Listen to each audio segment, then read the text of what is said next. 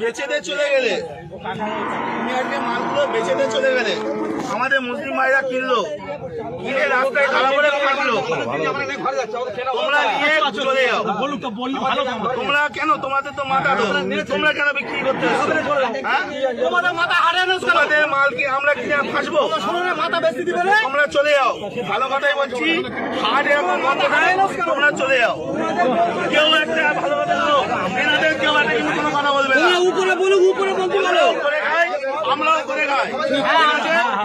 এখন কথা হচ্ছে ওনাদের মাথা, ওনারা বেচে দিচ্ছে, আমাদের মুসলিম ভাইরা কিনছে, কিনে ফেসে যাচ্ছে, ওনারা টাকা টেনে বাড়ি চলে যাচ্ছে, আর কিন্তু কোনো সমস্যা নেই।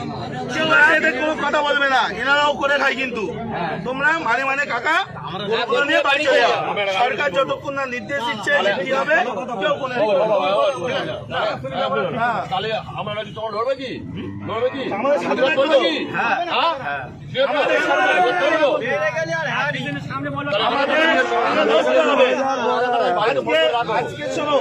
আজকে ভারতবর্ষে এই গরু এক্সপোর্টে ইন্ডিয়ার দ্বিতীয় নম্বরে, আর আমরা আজকে করছি অত অপরাধ আমরা করে ফেলেছি।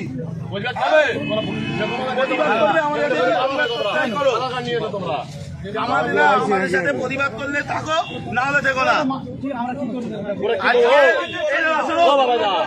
জানি না আজকে এই মাংস, গরু মাংস বাইরের দেশে এক্সপোর্ট হচ্ছে আমার দ্বিতীয় নম্বরে, আর আজকে আমরা অপরাধ করে ফেলেছি।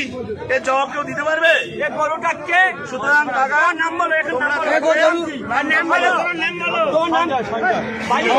সঞ্জয়